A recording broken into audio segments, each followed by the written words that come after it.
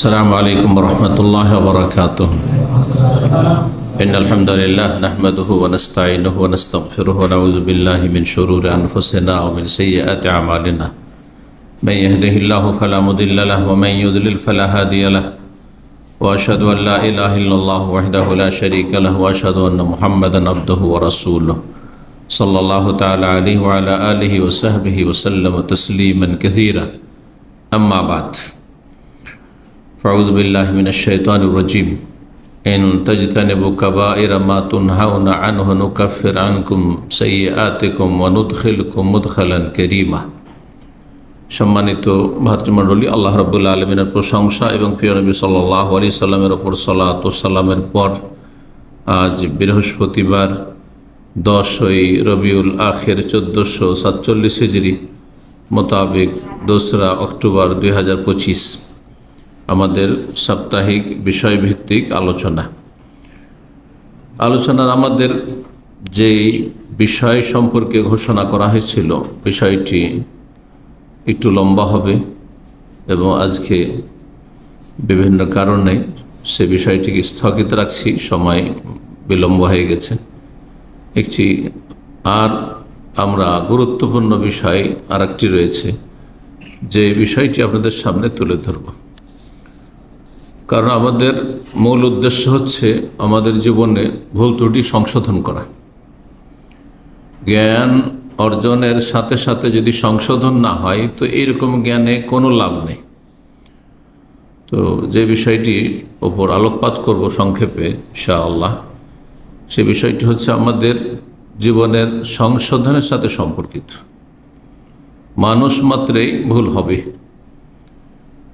কিন্তু এমন না যে ভুল হতেই থাকবে আর ভুল হলে সংশোধন করব না, ভুল পথে চলতেই থাকব, অথবা ভুল বা অন্যায় পাপকে দেখতে দেখতে এমন বদ অভ্যাস হয়ে যাবে, যা আজকাল বর্তমান পরিস্থিতি মুসলিম সমাজের, যে পাপাচারকে মানুষ দেখতে দেখতে এমন অভ্যাস হয়ে গেছে খারাপ, যে পাপকে পাপই মনে হয় না, অপরাধকে অপরাধ মনে হয় না, গুনাহকে গুনাহ মনে হয় না, অন্যায়কে অন্যায় মনে হয় না, বরণ করে নিয়েছে মনে হচ্ছে, স্বাভাবিক হয়ে গেছে।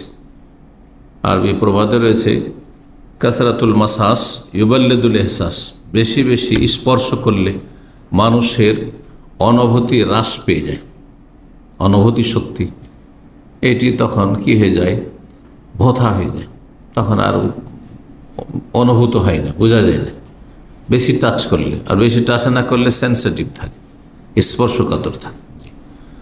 তো মানুষ যখন পাপকে বেশি টাচ করা শুরু করে, পাপের সাথে একাকার হয়ে যায়, পাপে জড়িয়ে যায়, তখন এক পাপ বহু পাপের দিকে টেনে নিয়ে যায়, আর পাপকে পাপ মনে হয় না।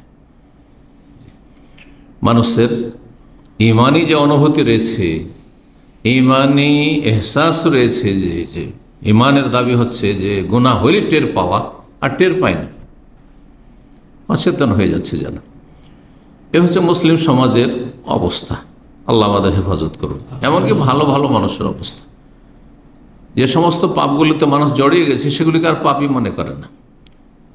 যে কাজগুলি করছে ভালো, অতটাতে হয়তো নিজেকে সীমিত রেখেছে, আর বাকি পাপই মনে হচ্ছে না, আল্লাহর হকের ক্ষেত্রে হোক অথবা মানুষের হকের ক্ষেত্রে হোক। আল্লাহ আমাদেরকে যথাযথ তার দিন, যা তিনি মনোনীত করেছেন এবং নাজেল করেছেন মানব জাতির সার্বিক কল্যাণের জন্য, তা জীবনের সর্বস্তরে পালনে তৌফিক দান করেন। তো আজকে যে বিষয়বস্তু তা হচ্ছে মানব সমাজে প্রচলিত ভয়াবহ পাপ, যেগুলি মানুষ তুচ্ছ মনে করে থাকে। পাপগুলি ভয়াবহ, এত সহজ নয়, এত হালকাভাবে নিয়েন না, কিন্তু মানুষ এগুলোকে তুচ্ছ মনে করছে, এমন কোনো ব্যাপারই না, কোনো ফ্যাক্টরি না, হতেই আছে, অভ্যস্ত হয়ে গেছে, হয় নিজেই লিপ্ত, আর না হলে অন্যরা আশেপাশে চারপাশে আপনার ভাই বেরাদর, আত্মীয় স্বজন, পরিবারের সদস্যরা লিপ্ত ওইসব পাপে, কিছুই মনে করছেন। ওই রকমই তাদের সাথে আমোদ ফুর্তি চলছে, হ্যাঁ, আত্মীয়তা সুসম্পর্ক তাদের সাথে ভালো আছে, কোনো বৈরিতা নেই, কোনো ঘৃণা নেই, না পাপকে ঘৃণা করছেন না পাপীকে ঘৃণা করছেন, অথচ পাপ পাপী উভয়কে ঘৃণা করা ফরজ। এটি হচ্ছে ইসলামের আকীদার বিষয়। আল ওয়ালা ওয়াল বারা, ওয়ালা বন্ধুত্ব মিত্রতা থাকবে আল্লাহর সাথে, আল্লাহর দিনের সাথে, আল্লাহর দিনওয়ালাদের সাথে। বারা সম্পর্ক ছেদ হবে, বৈরিত হবে। হ্যাঁ, আল্লাহ বিরোধী যত কিছু রয়েছে পথমত রয়েছে, এবং যত পথমত রয়েছে এই সব পথমতের সাথে যারাই জড়িত তাদের সাথে, শিরক বিদআত থেকে শুরু করে বিভিন্ন যে পাপ রয়েছে মানব সমাজে যা হয়ে থাকে সমস্ত থেকে, এবং পাপী থেকে কি হইতে বারা হইতে হবে। ইন্না বারা আও মিনকুম, ইব্রাহিম আলাইহিস সালামের এটি দিন, যে ইব্রাহিম আলাইহিস সালামের মিল্লাতের আদর্শের অনুসরণের নির্দেশ দিয়েছেন রব্বুল আলামিন মুহাম্মদ রাসূলুল্লাহ সাল্লাল্লাহু আলাইহি সাল্লামকে এবং তার উম্মতকে। কুল বাল মিল্লাতে ইব্রাহিম হানিফা, ইত্তাবিউ মিল্লাতে ইব্রাহিম হানিফা। ইব্রাহিম আলাইহিস সালামের এটি হচ্ছে উক্তি যা কোরআনে কারীম আল্লাহ রাব্বুল বর্ণনা করেছেন, ইন্না বুরাআউ মিনকুম, নিশ্চয়ই আমি এবং আমার পরিবারের সদস্য, আমার স্ত্রী আর তার ভাতিজা লূত আলাইহিস সালাম, তিনজন শুধু মুসলিম ছিলেন। সব ইরাকের মানুষ কাফের, মুশরিক, আল্লাহদ্রোহী, আল্লাহর দুশমন, আল্লাহর দিনের শত্রু। ইন্না বুরাআউ মিনকুম, আমরা মাত্র তিনজন, গোটা দেশবাসী বিপরীত পথে, জাহান্নামের পথে, তোমাদের থেকে সম্পর্ক ছেদের ঘোষণা করছি, বৈরিতার ঘোষণা করছি। মিনকুম, তোমাদের থেকে, অমিম্মা তা'বুদুনা মিন দুনিল্লাহ, আর তোমরা যে আল্লাহ ছাড়া অন্যের উপাসনা করছো, পূজা করছো, যেসব ধর্ম তোমরা রচনা করেছো আর সেগুলি তোমরা পালন করছো, সেগুলি থেকে, তার মানে পাপ এবং পাপী, তোমাদের থেকে মানে পাপীর থেকে সম্পর্ক ছেদ। আর তোমরা যা কিছু করছো তোমাদের কর্মকাণ্ড ঈমান ইসলাম বিরোধী, তৌহিদ বিরোধী, আল্লাহর দিন বিরোধী, অর্থাৎ পাপ। তাহলে পাপকেও ঘৃণা করা ফরজ আর পাপীকেও ঘৃণা করা ফরজ। পাপ এবং পাপী অতপ্রত হয়ে জড়িত, যেমন আপনার দেহের সাথে আত্মা অতপ্রত হয়ে জড়িত। দেহের কোনো মূল্য নেই, শরীর মূল্য নেই আত্মা ছাড়া। সুতরাং এই বাঙালি সমাজে একটি ইসলাম বিরোধী কথা যে রয়েছে, পাপকে ঘৃণা করো, পাপীকে ঘৃণা করিও না। তার মানে চুরি করা কাজটিকে ঘৃণা করবেন, চোরকে ঘৃণা করবেন না, এমনটা করেন নাকি আপনারা? মদকে ঘৃণা করবেন কেন? মদ খাওয়াটা পাপ, মদের ব্যবসা করাটা পাপ, কিন্তু মদখোরকে ঘৃণা করবেন না, তাহলে তাই না? ডাকাতকে, খুনিকে, জেনাকারীকে, লম্পটকে, সমকামীকে ঘৃণা করবেন না, এই পাপগুলোকে ঘৃণা করবেন। এমনটা হয়? এগুলো সমাজ বিরোধী, সোশ্যাল ক্রিমিনাল, সমাজ বিরোধী অপরাধ। সেই জন্য এগুলোতে টের পাচ্ছেন, বুঝতে পারছেন। কিন্তু শিরকের ক্ষেত্রে, বেনামাজি হওয়ার ক্ষেত্রে, ওইগুলোর ক্ষেত্রে বুঝতে পারছেন না। শিরককে ঘৃণা করো, মুশরিককে ঘৃণা করিও না। মাজার পূজাকে ঘৃণা করো, মাজার পূজারীকে ঘৃণা করিও না। এটাই না হলো পাপ না পাপী? তারপরে বেনামাজি হওয়াকে ঘৃণা করো, কিন্তু বেনামাজি লোককে ঘৃণা করিও না। এটাই না হইল? বেদাতি কাজকে ঘৃণা করো, কাজটাকে ঘৃণা করো, বেদাতকে ঘৃণা করো, বেদাতিকে ঘৃণা করিও না। এইরকম ধর্ম কি আল্লাহর কাছে আছে? এই দিন আল্লাহ নাজল করেননি। যেমন বেদাতকে ঘৃণা করতে, বেদাতিকে ঘৃণা করতে হবে। যেমন শিরকে ঘৃণা করতে হবে, মুশরিককে ঘৃণা করতে হবে। যেমন কুফরিকে ঘৃণা করতে হবে, তারপরে কাফেরকে ঘৃণা করতে হবে। যেমন নেফাক, কপটতার অপরাধকে ঘৃণা করতে হবে, তেমন মুনাফিককে ঘৃণা করতে হবে। যেমন সারেকা, চুরি করাকে ঘৃণা করতে হবে, তেমন চোরকে, সারেককেও ঘৃণা করতে হবে। যেমন কাতল, খুন করাকে ঘৃণা করতে হবে, তেমন কাতেলকেও ঘৃণা করতে হবে, খুনিকেও। এইভাবে তো পাপগুলি ভয়াবহ পাপ, ধ্বংসাত্মক পাপ, কাবিরা গুনাহ, মানুষের দুনিয়া আখেরা ধ্বংস করছে। আজকে মানব জাতি যারা দুনিয়ার কিছু সুখ পেয়েছে, ধন দৌলত পেয়েছে, তারাও অশান্তির জাহান্নামে আছে। তাদের অশান্তির শেষ নেই। মানসিক, শারীরিক, পারিবারিক বিভিন্ন রকম অশান্তি। আর তাদের কারণে যারা ধার্মিক লোক কিন্তু আংশিক ধর্মকর্ম করে তারা অশান্তিতে রয়েছে। কারণ আমাদের জীবন যদি আমরা আত্মপর্যালোচনা করে দেখি তো দেখা যাচ্ছে যে অনেক পাপকে আমরা বরণ করে নিয়েছি, অনেক পাপীকে আমরা বরণ করে নিয়েছি। আত্মীয়তার খাতিরে আপনার মায়ের পেটের ভাই, হ্যাঁ, আপনার আত্মীয় স্বজন, হ্যাঁ, আপনার মেয়ে, আপনার ছেলে, সেই জন্য বেনামাজি বরণ করে নিয়েছেন। হ্যাঁ, আপনার সাথে দুনিয়ার স্বার্থ আছে, সেই জন্য আপনি আপনার সমাজের যারা প্রভাবশালী এই দুনিয়ার স্বার্থের কারণে তাদের বিভিন্ন পাপে জড়িত, তারপরে তাদেরকে মেনে নিয়েছেন, বরণ করে নিয়েছেন। বরং শিরক কুফরি সবকে মুসলিম হয়ে আপনি অন্য ধর্ম অবলম্বীদের পুজো পাঠে আপনি অংশ নেওয়ার জন্য উৎসাহিত করছেন, নিজে যাচ্ছেন, আপনি মেনে নিয়েছেন। এগুলো এর কোনো অপরাধী না, অথচ ঈমান ভঙ্গকারী বিষয়, ইসলাম ধ্বংসকারী বিষয়। তো সমাজে এমন বহু পাপ আজকাল আমরা দেখতে পাচ্ছি কোরআন সুন্নাহর আলোকে, যে এই পাপগুলোকে মানুষ একেবারে তুচ্ছ মনে করছে, অথচ সেগুলি হচ্ছে ধ্বংসাত্মক পাপ, কাবায়ের, বরং আকবরুল কাবায়ের, কাবিরার মধ্যে কাবিরা গোটা। আল্লাহ রাব্বুল আলামিন এসব পাপ থেকে সতর্ক করেছেন। আল্লাযীনা ইয়াজতানিবুনা কাবায়িরাল ইসমি ওয়াল ফাওয়াহিশ, মহান আল্লাহ বলছেন ওরাই জান্নাতি হবে যারা কাবিরা গুনাহ থেকে এবং অশ্লীল কথা কাজ থেকে বেঁচে থাকে। আল্লাযীনা ইয়াজতানিবুন, যারা বেঁচে থাকে, আল কাবায়িরাল ইসমে, বড় বড় গুনাহ থেকে, ওয়াল ফাওয়াহিশ, অশ্লীলতা থেকে, ইল্লাল লামাম, মানুষের ছোটোখাটো ভুলভ্রান্তি হইতে পারে।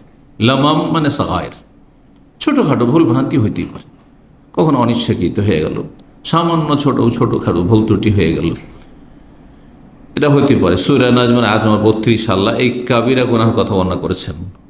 কাবিরা গুনাহর কথা আরেকটি আয়াতের সূরা নিসা আয়াত নম্বর 31 রয়েছে। আল্লাহ বলছেন ইন তাজতানিবু কাবাইরা মা তুনহাউনা আনহু, তোমাদেরকে যে সব কাবিরা গুনাহগুলি থেকে, বড় গুনাহ থেকে নিষেধ করা হয়েছে, সেগুলি থেকে তোমরা যদি বেঁচে থাকো, এখানে আল্লাহ বেঁচে থাকার কথা বলেছে, বেঁচে থাকলে তোমাদের লাভ, না হলে তোমাদের সর্বনাশ।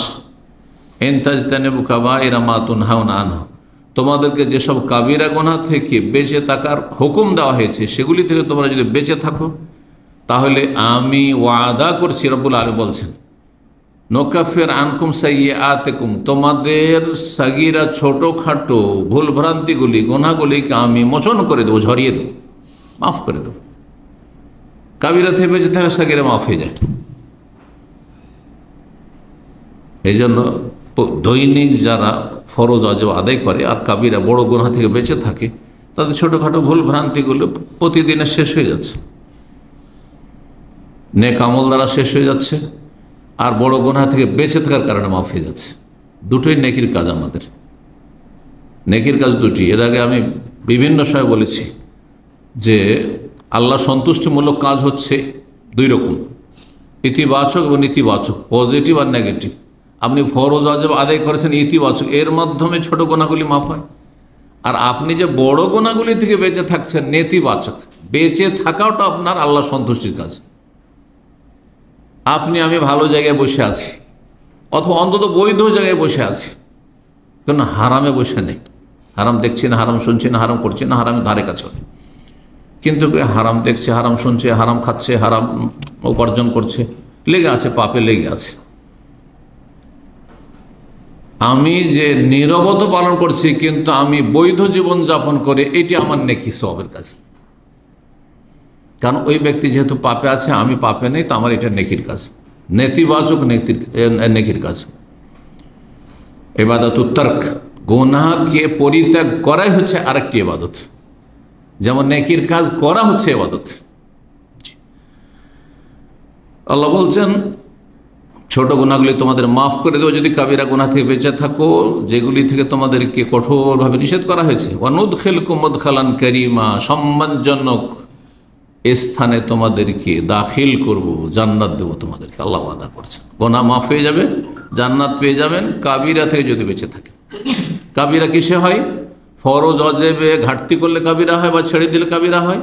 আর হারাম না যায় যে কাবিরা যে গুনাহগুলি 70 অধিক করেছে সেগুলির কোনো একটিতে একাধিক লিপ্ত হইলে কাবিরা বড় গুনাহ হয়।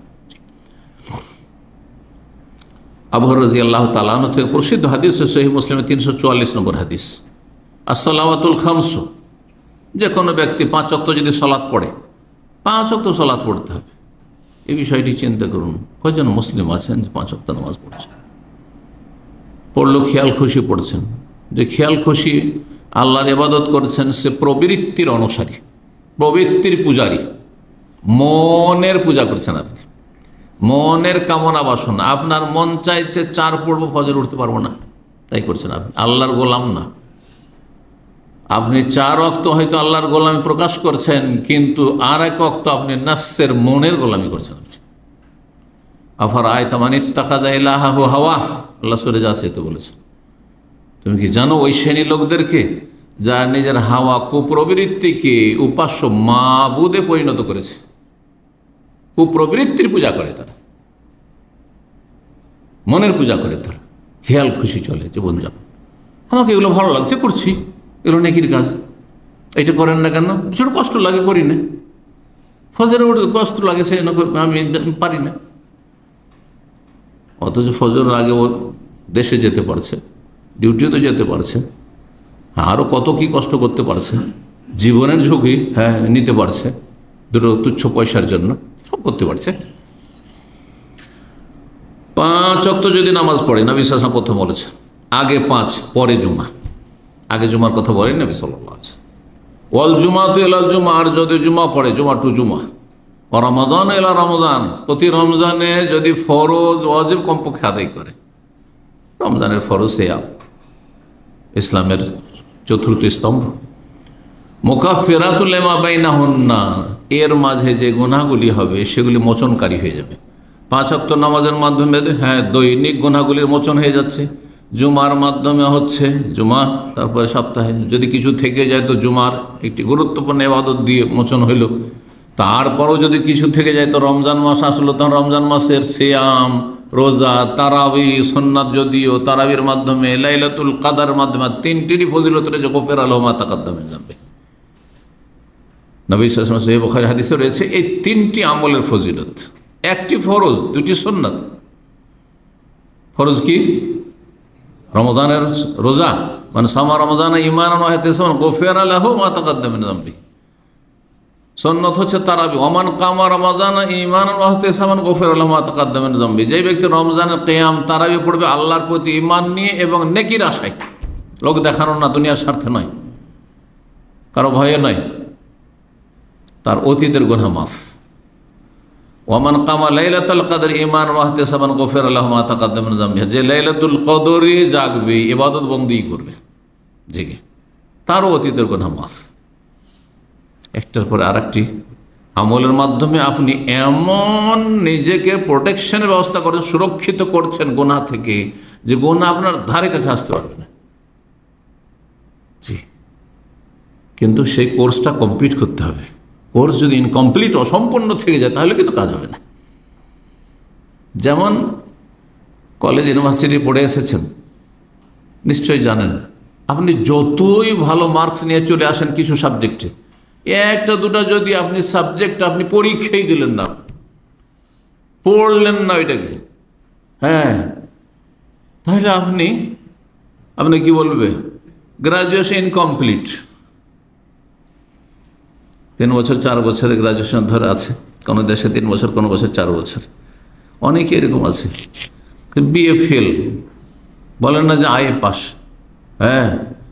বা হায়ার সেকেন্ডারি বিএ ফেল, তার মানে ও বিএর লাস্ট পর্যন্ত হয়তো গিয়েছে, 2 বছর 3 বছর পড়ে শেষ করে পরীক্ষাটা দেয় লাস্ট ইয়ার।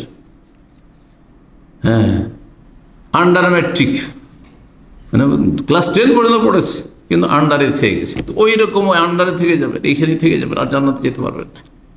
ইনকমপ্লিট যদি কোর্স থাকে, গুনার বোঝা নিয়ে জাহান্নামে যেতে হবে, কবর আযাবের সম্মুখীন হইতে হবে। আল্লাহ বোঝার তৌফিক দান করেন। এগুলির কাফারা হবে এই নেক আমলগুলি, ফরজ কাজগুলি, কিন্তু শর্ত একটি আছে, এজাজতুনিবাল কাবায়র, কবিরা থেকে যদি বেঁচে থাকে, বড় গুনাহ থেকে বেঁচে থাকতে। চোর হইয়েন না, ডাকাতি করিয়েন না, খুন করিয়েন না, জেনায় লিপ্ত হইয়েন না, সমকামিতে লিপ্ত হইয়েন না, আপনি নোংরা ফিল্ম দেখবেন না, আপনি এক কথায় যে কোনো কাবির, আল্লাহর হক নষ্ট করবেন না, বাপ মায়ের হক নষ্ট করবেন না, স্ত্রী ছেলেমেয়ের হক নষ্ট করবেন না, আত্মীয় স্বজনদের হক নষ্ট করবেন না, কাউকে কষ্ট দেবেন না, ইত্যাদি কাবিরা গুনাহ থেকে বেঁচে থাকুন। আপনি বেদাতে লিপ্ত হবেন না, এদিকে বেদাতও করবেন না, আর নামাজ রোজাও করবেন, কাজে আসবেন না। কাবিরাতে বাঁচলেন না, কেন? বেদাত কাবিরা গুনাহ, অধিকাংশ বেদাতগুলি কাবিরা গুনাহ মনে রাখতে। কিছু কিছু বেদাতকে সাগিরা ওলামারা বলেছেন, কিন্তু অধিকাংশ বেদাতগুলি কাবিরা গুনাহ। কারণ বেদাতের সবচেয়ে বড় অপরাধের দিক হচ্ছে যে যেটা নবী স্বীকৃতি দেননি ইসলাম বলে আল্লাহর পক্ষ থেকে, সেটাকে আপনি ইসলাম মনে করছেন। আপনি যেটি ধর্ম নাই, অধর্মকে ধর্ম মনে করছেন। কোন একজন অমুসলিম আমি লেকচার শুনেছিলাম, অধর্মকে ধর্ম মনে করা, মানে যেটা ইসলাম না, আমাদের ইসলামের ক্ষেত্রে বলেন, সে একজন হিন্দু বলছিল কথাটি। হ্যাঁ, তো যেটা ইসলাম নয় সেটাকে ইসলাম বলছেন। মিলাদ ইসলাম নয়, নিয়ত পড়া ইসলাম নয়, হ্যাঁ, জায় নামাজের দোয়া পড়া ইসলাম নয়। জি হ্যাঁ, আপনার শয়ে বরাত, হালুয়া রুটি এসব ইসলাম নয়। মরার নামে ভোজ ভাজ খাবার দাবার এসব ইসলাম নয়। মাজার পূজা ইসলাম নয়, পীর পূজা ইসলাম নয়, পীরের মুরিদ হওয়া ইসলাম নয়, সুফি ইজম ইসলাম নয়। সেটাকে ইসলাম মনে করছেন আপনি? চিন্তা করুন আপনি। ইসলামের লক্ষ্য উদ্দেশ্য, হ্যাঁ, একামতের দিন, আর একামতের দিন মানে হচ্ছে ক্ষমতা দখল করা। এটা ইসলাম নয়, এটা ইসলাম নয়। ভালো করে বুঝুন, আল্লাহ বোঝার তৌফিক দান করুন। কাবিরা গুনাহ থেকে বেঁচে থাকতে হবে। সুতরাং যেটা ইসলাম নয় সেটা যদি ইসলাম মনে করে কাবিরা গুনাহ কিনা, তাহলে আমাদের একামতের দিন করতে হবে। আমাকে একজন আমার ডিস্ট্রিক্টের জামাত ইসলামের বন্ধু মানুষ, ছাত্র জীবন, তখন সম্ভবত আমি মদিনায় আসিনি অথবা এসেছিলাম, যৌবনকাল ছিল, আমার চাইতে বয়সে বয়োজ্যেষ্ঠ, আর ওদের গ্রামে লেখাপড়া করেছি। বলছে যে আপনারা আহলে হাদিসরা তো ইসলামের কাজ করছেন আপনারা, তো একামতের দিন সম্পর্কে আপনাদের কোনো কার্যক্রম দেখছি না, যে তার মানে কিছুই করছেন না আপনারা, দিন কায়েম করছেন না। হ্যাঁ, দিনকে ধসিয়ে দিচ্ছেন আপনারা, দিন ধ্বংস হয়ে যাচ্ছে। আর আমরা ওই গদিতে যাওয়ার চেষ্টা করছি যে গণতন্ত্রের কুফরিতে লিপ্ত হয়ে, এটা হচ্ছে একামতের দিন। হ্যাঁ, বুঝতে পেরেছেন? চিন্তা করুন আপনি। কাউকে যদি বলেন যে আপনি সাদকা করছেন না কেন, সাদকা ভাই পয়সা নেই, তো সাদকা করবো করতে, দান সাদকা করার পয়সাই নেই, কোন রকম করে সংসার চালাইতে পারি না, তবু সাদকা করবো কোত্থেকে? বলছে চুরি করে সাদকা করে। তো ঠিক ওই রকম আপনার ক্ষমতায় যাচ্ছেন না কেন, যাওয়ার চেষ্টা করছেন না কেন? বলছে রাস্তা তো নেই, কারণ খেলাফতের যে সিস্টেম রয়েছে ইসলামে সেই রাস্তা তো নাই। তো বলছে যে গণতন্ত্র তো আছে, গণতন্ত্র কুফরি মতবাদ, আর চুরি করা ফাঁসেকি, কোনটা বেশি অপরাধ বলুন তো দেখি? একজন চুরি করে দান সাদকা করছে, আর একজন কুফরি করে ইসলাম কায়েম করতে চাইছে। কিন্তু এগুলো তো আমাদের সমাজের লোক বুঝছে না, যে কত বড় অপরাধ করছেন ধর্মের দোহাই দিয়ে। আপনি বিষয়গুলো বোঝার চেষ্টা করুন, আল্লাহ বোঝার তৌফিক দান করেন। আবার এদেরকে অনেকে বেদাতি মনে করে না, ও মনে করে যে কওমিরা যে নিয়ত পড়ে ওইটা বেদাত হয়ে গেল। কিন্তু যেটা দিন কায়েম মানে তৌহিদ প্রতিষ্ঠার মাধ্যমে মানুষের ব্যক্তি জীবন থেকে শুরু করে, তারপরে পারিবারিক জীবন, তারপরে আপনার সামাজিক জীবন, তারপরে তখন অর্থনীতি, তারপরে রাষ্ট্রনীতি। দেখেন, আমার মাথা থেকে পা পর্যন্ত আমার হুকুমত চলছে রব্বুল আলমিনের পরে, ঠিক কিনা? আমি নিজে কন্ট্রোল করতে পারবো না? পারবো। কিন্তু যখন এর চাইতে একটু বড় পরিসরে যান, আমার ফ্যামিলি, আমার স্ত্রী, আমার ছেলে মেয়ে, তখন অনেকটা পারবো, কিন্তু সবটা নাও পারতে পারি, ঠিক না? দিন কায়েম করতে তাই ধীরে ধীরে জটিল হচ্ছে। আমার জীবনটা সংশোধন করা, সোজা করা খুব সহজ ছিল, কিন্তু এই ওয়াইফকে সহজ করা হয়তো সহজ হলো না। হ্যাঁ, ছেলেরা সাবালক হয়ে গেছে, হ্যাঁ, রক্ত গরমে সোজা করতে পারলাম না, মেয়েরা পারলাম না, কলেজে চলে গেছে, ইউনিভার্সিটি চলে গেছে, পারলাম না, বড় হয়েছে। হ্যাঁ, জটিলতা বাড়ছে। কিন্তু যখন নিজের আত্মীয় বংশ আসলো, নিজের গোত্র, তখন আরও সমস্যা বাড়লো, যে আরও 10টা ঘর আমার গোত্র, গোটা বংশ, 50-60টা ঘর, গোটা গ্রাম, হ্যাঁ, গোটা সমাজ, গোটা ডিস্ট্রিক্ট, গোটা দেশ। অত সহজ দেশকে সোজা করে নেবেন? অত সহজ নয়। যতক্ষণ পর্যন্ত ব্যক্তি জীবনে সংশোধন না হবে, পারিবারিক জীবনে সংশোধন না হবে, আর তারপরে ক্ষুদ্র পরিসরে সমাজের সংশোধন না হবে, তারপরে বৃহৎ সংশোধন হইতে পারে। এই জন্য আল্লাহ শুরু করেছেন, ইয়া আইয়ুহাল্লাযীনা আমানু কু আনফুসাকুম ওয়া আহলিকুম, নিজেকে রক্ষা করো, আনফুসাকুম নিজের জান বাঁচাও, রক্ষা করো নিজেকে জাহান্নাম থেকে, ওয়া আহলিকুম তারপরে তোমার আহল স্ত্রী এবং ছেলে মেয়ে, তারপরে বলা হয়েছে। তারপরে আরেকটি আয়াতে নবী সাল্লাল্লাহু আলাইহি ওয়াসাল্লাম বলা হয়েছে ওয়ানজির আশিরাতা আকরাবিন, তোমার গোটা বংশ নয়, গোটা কুরাইশ নয়, তোমার নিকট আত্মীয়, ওই যে বনু হাশেম, হাশেম গোত্র, ওদেরকে। আশিরাতাকা আল আকরাবিন, আকরাব মানে নিকট, আর আশিরা মানে আত্মীয়, নিকট আত্মীয়দেরকে। কারণ নিকট আত্মীয়রা যতটা মায়া করবে, দূরের আত্মীয় মায়া করবে না। কথা যদি না মানে, তো যাদের সাথে কোনো আত্মীয়তা নাই বা পরিচয় নাই, তাদেরকে মারতে আর মেরে ফেলতেও দ্বিধা হবে না হয়তো, কিন্তু নিজের নিকট আত্মীয় হলে একটু তো মায়া লাগবে। হ্যাঁ, একটা রক্তের সম্পর্ক আছে, যদিও মেনে নিতে পারছে না। এই জন্য আল্লাহ নবী সাল্লাল্লাহু আলাইহি ওয়াসাল্লাম বলছেন যে আগে আশিরাত কালাকার, গোটা বংশ না করে গোটা কুরাইশকে বলতে যেও না। তায়েফ তো দূরের কথা, আর মদিনা তো দূরের কথা। আগে নবী সাল্লাল্লাহু আলাইহি ওয়াসাল্লাম মদিনা জানে, মদিনা লোকের কাছে খবর পৌঁছে গেছে, ওরাই ছুটে এসেছে। ওটা তো আল্লাহ রাব্বুল আলামিন তাদের সৌভাগ্য করেছেন, হ্যাঁ, যে আল্লাহ হেদায়েত নসিব করেছেন, যে ছুটে এসেছেন তারা। কিন্তু নবী সাল্লাল্লাহু আলাইহি ওয়াসাল্লাম তো পরে গেছেন, 13 বছর পরে গেছেন। জি, বিষয়গুলো চিন্তা করুন। যা হোক, কথা ওইদিকে না বাড়িয়ে আসি। কাবিরা গুনাহ থেকে বেঁচে থাকতে হবে। কাবিরা গুনাহ থেকে যদি আপনি বাঁচার ক্ষেত্রে সজাগ হয়ে যেতে পারেন, তাহলে দেখবেন সাগিরাগুলি আপনার জীবন থেকে কমে আসবে, ছোট গুনাহ কমে আসবে। কমতে কমতে একসময় দেখা যাবে যে গোটা দিন যদি আত্মপর্যালোচনা করে দেখেন যে আজকে সারাদিন আমার ছোটোখাটো কী গুনাহ হইল, তো দেখবেন যে আলহামদুলিল্লাহ হয়তো বেঁচে আছে, মনে হচ্ছে না। তাহলে সফল আপনার জীবন এইভাবে। কিন্তু কাবিরা থেকে যদি না বাঁচেন, এখন আপনার কাছে টাকা পয়সা পাবে মানুষ, এই অবস্থায় মরে গেলে কাবিরা গুনাহ নিয়ে গেলেন, না হলে শহীদকে কেন মাফ করবেন? আপনি কি এটা হালকা মনে করছেন যে আমার টাকা আপনার কাছে থাকবে? মানে আপনার টাকা আমার কাছে থাকতো, দেখি কতদিন রাখছেন আপনি, কেন থাকবে আপনার কাছে? আসল হচ্ছে আমরা ধার নেব না, আর ধার নিলে সময় বেঁধে দেব, তার আগেই দেব। কারণ এতদিন সে অনুমতি দিয়েছে যে এই টাকাটা আমার কাছে না থাকে, আপনার কাছেই থাক। তারপর অধিকার কোথায় আপনার আমার টাকা রাখার? ধার কর্জার বিষয়টি বাঙালি সমাজে কখনো সময় বেঁধে দেয় না। যদি সময় বাঁধতে যান যে ভাই কতদিনে দেবেন, আমাকে বিশ্বাস করেন না আপনি? ভাই একটু লেখাপড়া হইলে একটু লিখে দিলে হইতো না? বিশ্বাস করেন না আপনি? আরে আমাদের 30 সার্কেলে আমাদের ছাত্ররা এরকম কথা বলেছে। কোন এক ভাইকে বলছে যে কোরআনে তো আছে, হাদিসে, যে একটু লিখে রাখলে ভালো, তো একটু লিখে রাখেন না, হয় দুজন সাক্ষী রেখে। তো আমাকে বিশ্বাস করেন না আপনি? আউযুবিল্লাহ, আপনি এগুলোকে গুনাহই মনে করছেন না, আপনি এগুলোকে অপরাধী মনে করছেন না আপনি? তো এমনিতেই মানুষের টাকা ধার কর্জা নিয়ে যদি শহীদ হয়ে যায়, তবু আল্লাহ মাফ করবেন না। ঋণের বোঝা থাকলে নবী সাল্লাল্লাহু আলাইহি ওয়াসাল্লাম জানাজা পড়তেন না। যদি ছোট অপরাধ হইতো তাও তো জানাজা পড়তেন। তো হালকা কেন মনে করছেন বিষয়গুলিকে? আল্লাহ বোঝার তৌফিক দান করেন। এতেই যদি এত বড় অপরাধ হয়ে যায়, অথচ আপনি ধার নিয়েছেন, বেঈমানি করে নেননি, তাহলে কারো টাকা যদি মেরে নেন, বেঈমানি করেন, আত্মসাৎ করেন, হিসাব আপনি না দেন, তাকে ব্যবসা করছেন, হিসাব দিচ্ছেন না, বা হিসাব দিচ্ছেন কিন্তু মিথ্যা শো করছেন, আপনি শুধু লসই দেখাচ্ছেন, আপনি লাভটা আপনার খাতে আর লসও আপনার পার্টনারের খাতে, তাহলে আপনি কি মনে করছেন? এগুলো এত সহজ মনে করছেন আপনি? না, এত সহজ মনে করিয়েন না। আর যদি মনে করে যে দুনিয়ায় আমার সব কিছু, তাহলে আপনি মুমিন মুসলিম না, সোজা কথা।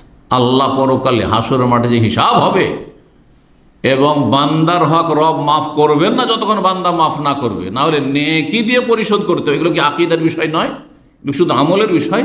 যে হাসরের মাঠে মানুষের হক নষ্ট করে গেলে নেকি দিয়ে পেমেন্ট করতে হবে। টাকা থাকবে না, পয়সা থাকবে না, স্বর্ণ থাকবে না, চাঁদি থাকবে, কিচ্ছু থাকবে না। আল্লাহ মাফ করবেন না বান্দার হক, আল্লাহর হক আল্লাহ মাফ করে দিতে পারে। এগুলো আকীদার বিষয়, ধর্মীয় বিশ্বাস, মৌলিক বিষয় ইসলামের।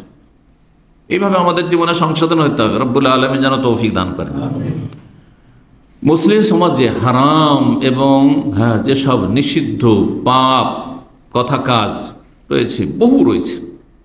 বহু রয়েছে, আকিদা থেকে শুরু করে ইবাদত বন্দেগীর ক্ষেত্রে, আখলাক চরিত্রের ক্ষেত্রে, মানুষের সাথে আদান প্রদানের ক্ষেত্রে পাপের শেষ নেই।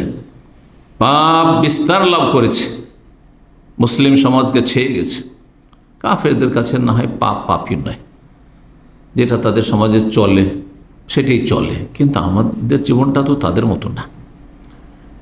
আর আমাদের জীবনটা তো কোনো পশুর মতো না, যে পশুর হ্যাঁ যেটা ভালো লাগলো সেটাই করলো, সেটাই খেলো, সেদিকে চললো, এমন তো না।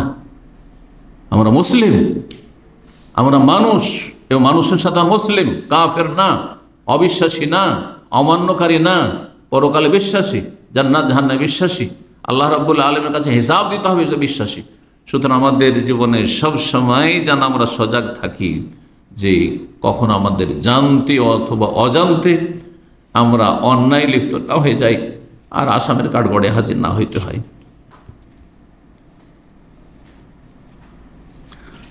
সম্মানিত ভাতৃমণ্ডলী, আমি বেশি না 3টি পাপ নিয়ে আজকে আলোচনা করি, মুসলিম সমাজে ব্যাপক আকার ধারণ করে আছে। প্রথম হচ্ছে সবচেয়ে বড় পাপ, যেটি সবচেয়ে বড় পাপ কি? শিরক। আর শিরক বললে এই কথা ভাবেন না যে কুফরিটা অত বড় পাপ নয়। শিরক, কুফরি আর মুনাফিকি একই জিনিস, মানে একই রকমের পাপ। এই 3টি অপরাধ সমান। আর এর সমতুল্য আরও কিছু অপরাধ আছে আমলের ক্ষেত্রে, যেমন নামাজ ত্যাগ করা, কুফরি। সুতরাং কুফর আর শিরকের সমান পাপ সেটি, যে টোটালি নামাজ পড়েন না, একেবারে নামাজ পড়েন না, 5 ওয়াক্ত ধরেন, কোনো ওয়াক্ত পড়েন না সেই ব্যক্তি, আর একজন পত্তলিক প্রতিমা পূজারী, আর একজন আপনার মাজারে সেজদাকারী সমান, কোনো পার্থক্য নেই। একজন নাস্তিক অথবা সেকুলার, ধর্মনিরপেক্ষতা বিশ্বাসী, সব ধর্ম আমি নিরপেক্ষ, নিউট্রাল আমি, আমার কাছে ইসলাম যেমন, হিন্দু ধর্ম তেমন, খ্রিস্টান ধর্ম তেমন, ইহুদি ধর্ম তেমন, সেই ব্যক্তি আর একজন মাজারে সিজদাকারী, একজন প্রতিমা সিজদাকারী হিন্দু সমান, কোনো পার্থক্য নেই, কোনো পার্থক্য নেই। আল্লাহ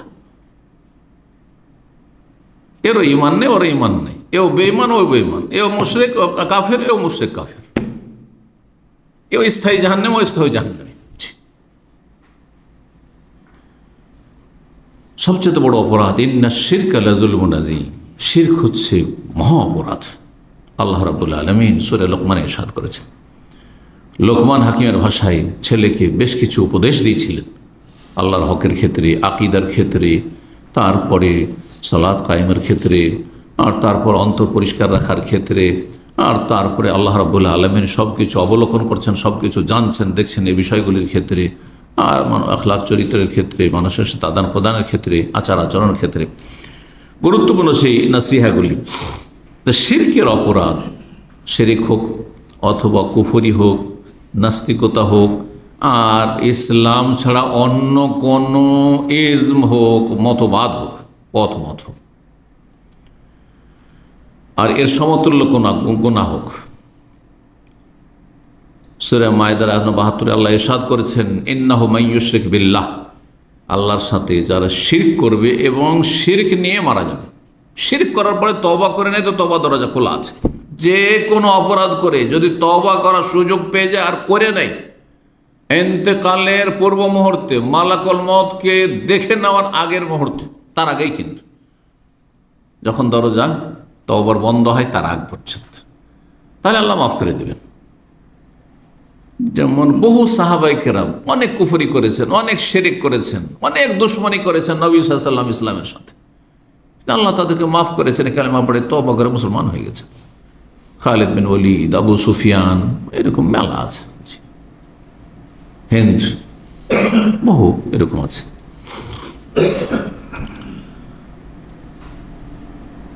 ইন্নাহু মান ইউশরিক বিল্লাহ, আল্লাহর সাথে যে শরীক করবে, শরীক স্থাপন করবে আর শিরকের উপর মারা যাবে। তাহলে কেউ যদি মাজারে বিশ্বাসী হয়, যে মাজার থেকে পাওয়া যায়, মাজারে চাদর চড়াইলে হ্যাঁ মনের কামনা বাসনা পূরণ হয়, হ্যাঁ অমুক গিয়েছিল অমুক বাবার দরগাহে, সেখানে যাওয়ার পরে ওখান থেকে এসে তার ছেলে হয়েছে, হ্যাঁ অমুক রোগী গিয়েছিল সেখানে অমুক দরগাহে, খাজা বাবা আর দরগাহে দরবারে, আর সেখান থেকে আসার পরে ভালো হয়ে গেছে, জি, তাহলে সে মুশরিক কাফের। ফাকাদ হারামাল্লাহু আলাইহি জান্নাত, আল্লাহ বলছেন তার জন্য জান্নাতকে আল্লাহ হারাম করেছেন। হারাম কখন হালাল হয় না, চিরতরে হারাম। তার মানে কোনোদিন সে জান্নাত পাবে না। সে ইমানকে ধ্বংস করেছে, যদি জন্মসূত্রে মুসলিম হয়ে থাকে, আর জন্মসূত্রে না হয়ে থাকে তো বাইরেই ছিল, বাইরে থেকে জাহান্নামে চলে যাবে, চিরতরে জাহান্নামে থাকে। ফাকাদ হারাম আল্লাহ জান্নাত, মুশরিকের উপর জান্নাতকে আল্লাহ হারাম করেছেন। জান্নাত যখন হারাম তো যাবে কোথায়? ওয়া মাওয়াহুন নার, তার স্থান হচ্ছে জাহান্নাম। ওয়া মা লিয-যালিমিন মিন আনসার, কেউ ভাবতে পারে যে ওলিয়া ওলিয়া গোস কুতুব তো আছে, পীর বাবা আছে, সুপারিশ করবে, হ্যাঁ রহমতুল্লিল আলমিন রসুল তো আছেন, নবীর শাফাত পাবে। আল্লাহ ওয়া মা লিয-যালিমিন মিন আনসার, জালেমদের কোনো আনসার নেই, সাহায্যকারী নেই, সুপারিশকারী নেই।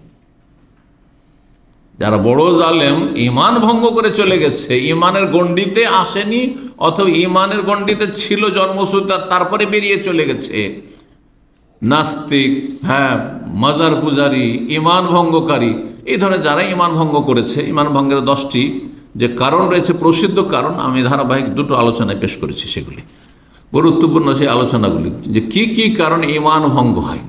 কারণ আপনাদের যদি জিজ্ঞাসা করি যে উজু কিসে নষ্ট হয়, এখন একবারে ফাটাফাট বলে দেবেন, মুখস্থ আছে সব, যে উজু এই কারণ নষ্ট হয়। নামাজ কি কারণ নষ্ট হয় তাও বলে দেবেন, নামাজের অবস্থায় খেলে, নামাজের অবস্থায় কথা বললে, ঠিক না, নামাজের অবস্থায় হাওয়া খারিজ হলে নামাজ নষ্ট হয়ে যায়, বলতে পারবেন না? পারবেন না এরকম করে? হ্যাঁ, নামাজের অবস্থায় আপনার কিবলা থেকে উল্টো দিকে ঘুরে গেলে ইচ্ছে করে, ইত্যাদি ইত্যাদি বলে দেবেন। কিন্তু ইমান ইসলাম কিসে নষ্ট হয়ে যায়, হ্যাঁ আপনার ইসলামই থাকে না, এটা আমাদের ভারত, বাংলাদেশ, পাকিস্তান অধিকাংশ মুসলিমই জানে না। তাদেরকে পাঠ পড়ানো হয় ফিকর, কিন্তু আকীদার পাঠ পড়ানো হয় না, যার ফলে আকীদায় তার ইতিম হয়ে রয়েছে। শোচনীয় অবস্থা তাদের, ধর্মীয় বিশ্বাসের ক্ষেত্রে তাদের অবস্থা খুবই কঠিন। জালেমের কোনো সাহায্যকারী নেই। আল্লাহ রাব্বুল সূরা নিসায় 2 জায়গায় 48 নম্বর আয়াতে এবং 116 নম্বর আয়াতে বলছে, ইন্নাল্লাহা লা ইয়াগফিরু আন ইউশরাকা বিহি, শিরক করে আল্লাহর কাছে চলে গেলে আল্লাহ কখনো মাফ করবেন না। শিরকের গুনাহ আল্লাহ মাফ করবেন না, নাস্তিকতার গুনাহ আল্লাহ মাফ করবেন না, মানবরচিত ধর্মের গুনাহ আল্লাহ মাফ করবেন না, এইসব পথ মতের গুনাহ আল্লাহ মাফ করবেন না। যারা ওই সব আদর্শে বিশ্বাসী, কেউ কোথাও বাধ্য হয় সেটা ভিন্ন বিষয়, কিন্তু আদর্শ হিসেবে সেগুলোকে মেনে নিয়েছে, তাহলে আল্লাহ মাফ করবে না কখনো, এই অবস্থায় চলে গেল।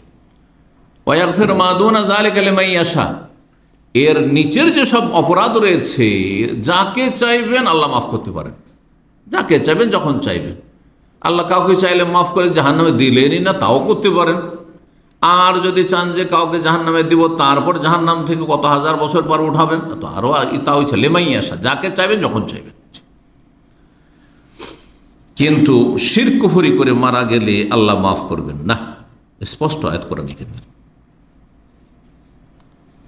শিরক, বড় শিরক রয়েছে, ছোট শিরক রয়েছে, কুফরি বড় কুফরি রয়েছে, ছোট কুফরি রয়েছে, মুনাফিকি বড় মুনাফিকি রয়েছে, ছোট মুনাফিকি রয়েছে, আকীদার মুনাফিক, আমলের মুনাফিকি, মনে রাখতে হবে বিষয়গুলি। কিন্তু এই তিনটির প্রত্যেকটির 2টি করে ভাগ রয়েছে। ছোট মুনাফিকি গুনহার কাজ, কাবিরা গুনাহ, কিন্তু ইসলাম থেকে খারিজ হয়নি, যেসব মুনাফিকের যেসব চরিত্র রয়েছে। এইরকম ছোট শিরক, কাবিরা গুনাহ, কিন্তু তাতে ইসলাম থেকে খারিজ হয়নি। তাহলে আপনাকে জানতে হবে কি কি ক্যাটাগরি শিরকগুলি ছোটতে পড়বে, আর বাকি কোনগুলি বড় শিরক। ছোট কুফরি মানে নিমক হারামি করা, সোজা ভাষা। ছোট কুফরি মানে হচ্ছে নাশুকরি করা, অকৃতজ্ঞ হওয়া, স্ত্রী স্বামীর অকৃতজ্ঞ, নাশুকরি করে, ছেলে মেয়েদের কষ্ট করে বাপ মা মানুষ করেছে, হ্যাঁ অকৃতজ্ঞ, তারপরে বাপ মায়ের মূল্যায়ন করলো না, দেখাশোনা করলো না। অনেক জালেম আছে, অভিশপ্ত মালাউন আছে, যেগুলো বাপ মাকে ধরে ধরে মারছে, আউযু বিল্লাহি মিনাশ শাইতানির রাজিম। এরা কাফের কুফরি পর্যন্ত কাছাকাছি পৌঁছে গেছে। কাফের না হইলেও যদি তাদের নামাজ ঠিক থাকে, নামাজিও যদি, এটা তো বেনামাজি, নামাজিও যদি হয় আর সহি আকীদা না হয়, আল্লাহর সাথে শরীক করেনি, বড় কুফরি করেনি, তারপরে এটি হচ্ছে কি কুফরানুন নেমা, নিমক হারামি করা। যে তোমাকে এত বড় করে দিয়েছে মার খাওয়ার জন্য, আরে যখন হয়ে পড়েছিলে তখন গলা টিপাও লাগতো না, ফেলে রেখে দিলে হইতো ঠান্ডাতে, আধা ঘন্টা মাটিতে মেঝেতে ফেলে রেখে দিলে কাজ হয়ে যেত, ওখানে শেষ হয়ে যেত। যদি জানতোই বাবা মা যে এইরকম জুলম অত্যাচার করবে, আমার এই ছেলে, আমার এই মেয়ে জালেম, বাড়ি থেকে আমাকে বের করে দিবে, আমাকে মারধর করবে, তাহলে তখন গলা টিপে শেষ করে দিত, মায়ের পেট থেকে আবর্ষণ করে দিত, বাচ্চা নষ্ট করে দিত। আল্লাহ জানতে দেননি, আল্লাহ রহম করেছেন যে তোমাদেরকে আসতে দিয়েছেন এই জালেমরা। ভালো করে শুনলেন। তো ছোট কুফরি বড় কুফরি বুঝাইতে গিয়ে বুঝলাম, ছোট কুফরি এগুলি নিয়ামতের নাশুকরি করা, অকৃতজ্ঞ হওয়া, কৃতজ্ঞ হওয়া, এগুলো হচ্ছে ছোট কুফরি। বড় কুফরি যে কোনো কুফরিতে লিপ্ত হওয়া, আল্লাহর সাথে হোক, আল্লাহর দিনের সুস্পষ্ট বিষয় সম্পর্কে হোক। এইরকমই ছোট শিরক বড় শিরক বললাম, এইরকমই ছোট নেফাক আর বড় নেফাক বললাম। এগুলি আজকাল মুসলিম সমাজে দেখেন, একটু ভালো করে চিন্তা করে দেখেন, যারা মুখে দাড়িও রেখেছে, হ্যাঁ, কিছু ধর্মের কথা বলছেন, ধর্মের কাজও করছেন আপনারা, আর তারপরে অমুসলিমদের পুজোর সময় আপনি মন্দিরে যাওয়ার জন্য উৎসাহিত করছেন, আপনি তাদের অনুষ্ঠানে আপনি যোগদানের জন্য মানুষকে উদ্বুদ্ধ করছেন। আপনার ঈমান থাকছে? আপনি কী নিয়ে যাবেন রবের কাছে? এই কুফরি নিয়ে হাজির হবেন, এই শিরক নিয়ে হাজির হবেন? আল্লাহ, এরা দুনিয়াকে মুখ্য উদ্দেশ্য বানিয়ে ফেলেছে, এরা আখেরাতকে পিছনে ফেলে দিয়েছে, এদের দুনিয়ার স্বার্থ এদের আখেরাতকে ভুলিয়ে দিয়েছে। আর না হলে এদের অজ্ঞতা কাজ করছে, ইসলাম বুঝে না, এরা ইসলাম বুঝে না। যদি এর ইসলাম বুঝতো, তৌহিদের সাথে শিরকের কোনো সমঝোতা হইতে পারে না, ইসলামের সাথে অনইসলামিক কোন রকমের যেসব আনুষ্ঠানিকতা রয়েছে সেগুলি কোনো সম্পর্ক হইতে পারে না। হ্যাঁ, অমুসলিমদের সাথে সদাচরণ সম্পর্ক আমাদের আছে, তাদের সাথে ভালো আচরণ করব, তাদের উপকার করব, কিন্তু ধর্মীয় ক্ষেত্রে না, লাকুম দীনুকুম ওয়ালি, তোমাদের ধর্ম তোমরা করো, আমাদের ধর্ম আমরা করছি। স্পষ্ট করে দিয়েছে রাব্বুল আলামিন, তোমাদের ধর্মে বাধা দেব না, কারণ তোমাদের ন্যায্য অধিকার রয়েছে নাগরিক হিসাবে, অথবা তোমাদেরকে সরকার অনুমতি দিয়েছে, যদিও তোমরা সেখানে হয়তো ক্ষণস্থায়ী হোক না কেন, যেমন অনেকে টেম্পোরারি প্রবাস জীবনে আছেন অমুসলিম, যদি সেই দেশে অনুমতি দেয় তাহলে ঠিক আছে, তখন তার অধিকার হয়ে যায়। আর নাগরিক হিসাবে নাগরিকত্বের অধিকার, সেই অধিকার আমরা হরণ করব না, কিন্তু আমরা ধর্মীয় কাজে কোনো রকমের সহযোগিতা চলবে না, একটা পয়সা দিয়ে সহযোগিতা চলবে না, না হলে আপনি শিরক কুফরিতে অংশ নিলেন আপনি।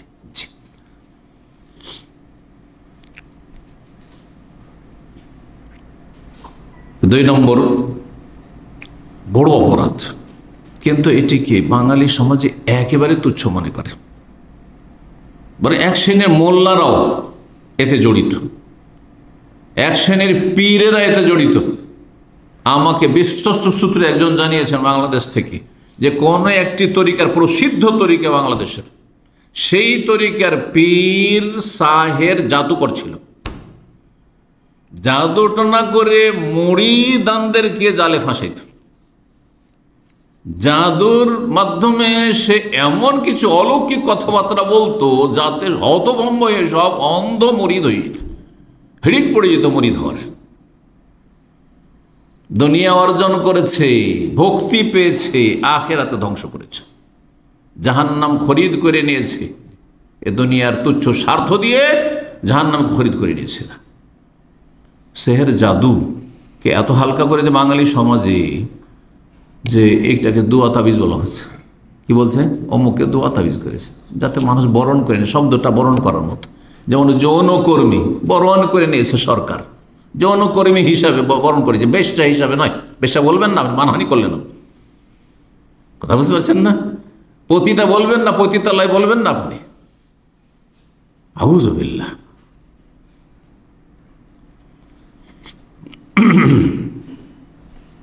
সেহের জাদু, সেহের জাদু এত বেশি আছে বাঙালি সমাজে যে মা ছেলে মেয়েকে জাদু করছে,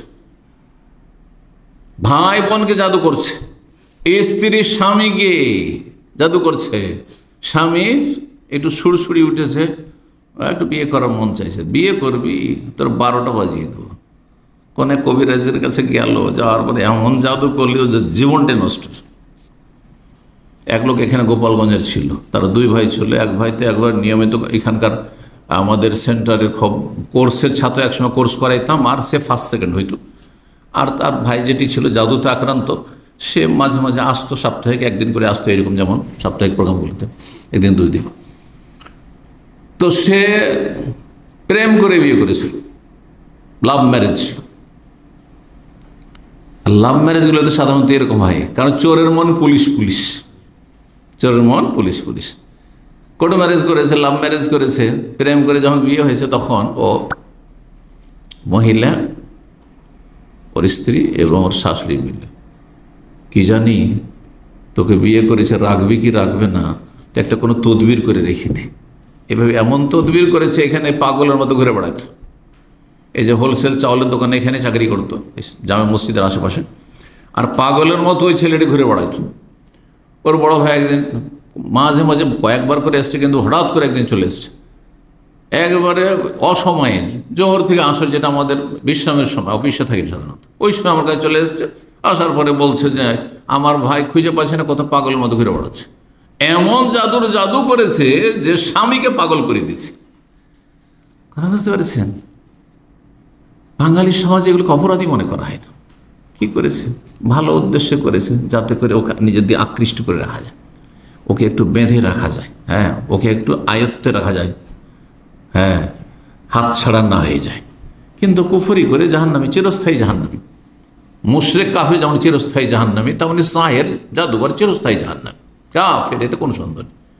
এরকম গণক, জ্যোতিষী, যারা হাতের রেখা দেখে অথবা বিভিন্ন কিছু দেখে অথবা জিন বশে করে ভবিষ্যৎবাণী করে, কোনো একটা কাজ করতে যাচ্ছেন, বিদেশ আসছেন, আর ফুটপাতে বসে আছে, অনেকে আপনারা হাত দেখেছে, হাত দেখেন তো আমার ভাগ্যটা কেমন, কারো বলছে ভালো, কারো বলছে খারাপ। ছোটোকালে দেখতাম, দাঁড়িয়েছি তামাশা দেখছি, শয়তানগুলো ওইসব করছে মালাউন, আর তারপরে বলছে তোর এখানে দুটো রেখা আছে রে, তোর দুটো বিয়ে হবে, তো দুটো বিয়ে হবে তোর। আস্তাগফিরুল্লাহ। আমি একটু বিদেশে যাচ্ছি, প্রবাস সৌদি আরবে যাচ্ছি, দেখুন তো আমার ভাগ্যটা কেমন হয়। বলছে যে হ্যাঁ ভালো হবে, যান যান, টাকা ইনকাম ভালো হোক আর মন্দ হোক, সাদাকা কাওয়া কাযুবুন, কখনো কখনো 100টার মধ্যে 99টি মিথ্যে, একটা সত্য হয়ে যেতে পারে, কিন্তু তারা মহামিথ্যুক। নবী সাল্লাল্লাহু আলাইহি ওয়াসাল্লাম যেমন বলেছেন, জিন শয়তান সম্পর্কে, আর জিন শয়তান বশে করে এরা ব্যবহার করে, জিন শয়তানকে সন্তুষ্ট করে, জিন শয়তানের পূজা করে, উপাসনা করে এইসব কাজগুলি করে, যেহেতু সেই জন্য এরাও ওই রকম জিন শয়তানের মতো কাযুবুন, মহামিথ্যুক এরা। কখনো কোনো কথা সত্য হয়ে গেলে সবাই বিশ্বাস করা শুরু করে। সেহের সম্পর্কে আল্লাহ কোরআনে কারীমের সূরা বাকারা আয়াত নম্বর 102-এ কি বলছেন শুনেন। আল্লাহ বলছেন যে সেহের জাদু হচ্ছে কুফরি কাজ, কাফের হয়ে যাবে। ওমা কাফারা সুলাইমান, আরে সুলাইমান কাফের নয়, আল্লাহ ইহুদিদেরকে বলছেন। ওয়ালাকিন্নাশ শায়াতিনা কাফারু, শয়তানরা কাফের। কেন? ইউআল্লিমুনান নাস আস-সিহর, যেহেতু জাদু শিখাইতো, তাহলে জাদু বিদ্যা কুফরি, আর শয়তানরা বা ইহুদিরা কাফের। কিন্তু সুলাইমান আলাইহিস সালামের মিথ্যা অপবাদ দিও না যে সুলাইমান আলাইহিস সালামের রাজত্ব চলত জাদুর বলে, এ কথা মিথ্যে, আল্লাহ খণ্ডন করেছেন আয়াত। তারপরে আল্লাহ বলছেন ওমা ইউআল্লিমানি মিন আহাদিন, হারুত মারুতকে আল্লাহ পরীক্ষার জন্য পাঠিয়ে দিলেন যে ফেরেশতা, তারা শিখাবার আগে বলতেন দেখো ওই ধর্মে তখন শিক্ষা, জাদু শিক্ষা জায়েজ ছিল, কিন্তু প্রয়োগ করবে না, প্রয়োগ করলে কাফের হয়ে যাবে। এক আর পরীক্ষা, যে কোনো কিছু শিখিয়ে দেওয়ার পরে নাই কাজটা করিও না। কাউকে যদি গাড়ি ভালো করে শিখিয়ে দেন, বলছে গাড়ি শিখিয়ে দিলাম, ড্রাইভিং শিখিয়ে দিলাম, কিন্তু গাড়ি চালাবে না, সামলাতে পারবেন না, সামলাতে পারবেন না। মোবাইল হাতে তুলে দিবেন ছেলে মেয়েদের, হ্যাঁ, অবিবাহিতা মেয়ের, আর বলেন বাবা মোবাইল দিলাম, কিন্তু দেখো এটার মিসইউজ করিও না, থাকবে, উধাও তো হবেই। আপনি সহশিক্ষা রেখেছেন ওইখানে, নেকড়ে বাঘের সাথে রেখেছেন ওইখানে, নেকড়ে বাঘের পালে আপনি ছাগলকে রেখেছেন, আপনি সহশিক্ষায়। আর এইদিকে হাতে আপনি স্মার্টফোন তুলে দিচ্ছেন, সমস্ত ফ্যাসিলিটি তাতে বিদ্যমান রয়েছে, তারপরে নসিহত করবেন, কাজ হবে উপদেশে, এই উপদেশ নসিহতে কাজ হবে না, সতর্ক সাবধান। তো আল্লাহ বলছেন কি, হারুত মারুত বলতেন যে দেখো আমরা শিখাবো, কিন্তু একটি শর্তে, ইন্নামা নাহনু ফিতনাতুন, আমরা কিন্তু তোমাদের পরীক্ষার জন্য প্রেরিত হয়েছি, ফালা তাকফুর, কুফরি কাজ করিও না, মানে জাদুর প্রয়োগ করিও না। তাহলে জাদু কুফরি এই আয়াতের দুটো অংশ দিয়ে প্রমাণিত হয়, লম্বা আয়াত সূরা বাকারার। জি, জাদুকররা বা গণক জ্যোতিষীরা এরা অদৃশ্যের জ্ঞানে দাবি করে যে আমরা গায়েবের কথা বলতে পারি। কেউ হারিয়ে গেছে, কোথায় আছে একটু নিখোঁজ, কারো কোনো কিছু হারিয়ে গেছে, ধন সম্পদ চুরি হয়ে গেছে, অথবা একটা গরু হারিয়ে গেছে, কোথায় আছে, কে চুরি করেছে, এরা সবাই কাফির আল্লাহ বলছেন। কারণ গায়েব আল্লাহ ছাড়া কেউ জানেন না। কেন বাঙালি সমাজে টাকা পয়সা হারাইলে যান না ওই কবিরাজদের কাছে? হ্যাঁ, এরা জাদুকর, এরা কবিরাজ নয়, এরা রুকিয়া করে না, এরা হচ্ছে সাহের, এরা হচ্ছে গণক জ্যোতিষী, এরা হচ্ছে কাফের। ইসলাম জানতে হবে আপনাকে, নাহলে আপনার নামাজ রোজা হজ জাকাত কোনো কিছু কাজে আসবে না। 3 নম্বর অপরাধ, যে অপরাধটি মুসলিম সমাজে অপরাধী মনে করা হচ্ছে না, তা হচ্ছে নামাজ ছেড়ে দেওয়া। আজকাল অধিকাংশ মুসলিম নামাজের কোনো গুরুত্ব নেই, কোনো গুরুত্ব নেই, যখন ইচ্ছা হলো পড়লো, না হয় পড়লো না, ঐচ্ছিক বিষয় হয়ে গেছে, ঐচ্ছিক বিষয়। অথচ জীবনের প্রথম কোর্স এটি, জীবনের এটি সূচনা আর এটি সমাপ্তি। কিন্তু দৈনিক আপনি রুটিনটা দেখেন রব্বুল আলমিনের, ঘুম থেকে উঠলেই মানুষ ভোরবেলা ঘুম থেকে উঠে, আর যেই সময়টা আজকাল সায়েন্স বলছে, আমরা এক সময় সায়েন্স জানতাম না, আজকাল সোশ্যাল মিডিয়াতে সাধারণ মানুষ এসব জেনে নিচ্ছে যে ভোর রাত্রে যারা জাগবে তারা বেশি সুস্থ থাকবে। ভোর রাত্রে যারা জাগবে, সূর্য ওঠার কয়েক ঘন্টা আগে যারা জেগে যাবে তারা বেশি সুস্থ থাকবে। আর যত তাড়াতাড়ি সন্ধ্যাবেলা ঘুমিয়ে যাবে, হ্যাঁ, বেশি রাত না করে, তত বেশি সুস্থ থাকবে। তাড়াতাড়ি ঘুমিয়ে যান আর শেষ রাতের কিছু অংশ থাকতে জেগে যান। গবেষণা আসছে আজকাল সুস্থ থাকার জন্য এগুলো। তাহলে প্রথম যখন উঠছেন, আর আমাদের আগে যাদের প্রকৃতি ঠিক আছে, বিকৃত হয়নি, পশু পাখি ভোর রাত্রে কিন্তু কিচিরমিচির শুরু করে দেয়, শুরু হয়েছে আল্লাহর জিকির আজকাল শুরু করে দিয়েছে। ওয়াইন মিন শাইইন ইল্লা ইউসাব্বিহু বিহামদিহি, তাসবিহ তাহলিল শুরু হয়ে গেছে। তাহাজ্জুদের সময় উঠে দেখেন আশেপাশে পশু পাখির আওয়াজ শুনতে পাচ্ছেন, ব্যাঙের আওয়াজ শুনতে পাচ্ছেন, তো বিশেষ করে পাখির আওয়াজ শুনতে পাচ্ছেন আপনি, সব কিচিরমিচির করছে। আল্লাহু আকবার। ওয়ালাকিন লা তাফকাহুনা তাসবিহ, তাদের তসবিহ বুঝতে পারো না, কিন্তু তাদের ভাষায় তারা তসবিহ করছে, আল্লাহর গুণগান করছে, আল্লাহর জিকির আজকার করছে। আমাকে আপনাকে বলা হয়েছে উঠেই প্রথম কি করো, শুভ সাদেক হয়ে গেলে, আরে তাহাজ্জুদ তো নয়, ঐচ্ছিক বিষয়, সুন্নাতের বিষয়, পড়লে পড়লে, না হয় নাই পড়লে, সেটা তোমার জন্য অধিক বেনিফিট, অধিক ফায়দা ছিল। না পড়লেও তোমাকে কি করতে হবে, সূর্য ওঠার আগেই, যাতে তুমি জেগে যাও 1 ঘন্টা 1.5 ঘন্টা আগে উঠে। দেখুন চিন্তা করুন, শুভ সাদেক হয়ে যাচ্ছে প্রায় 1.5 ঘন্টা, 1.25 ঘন্টা আগে হয়ে যাচ্ছে।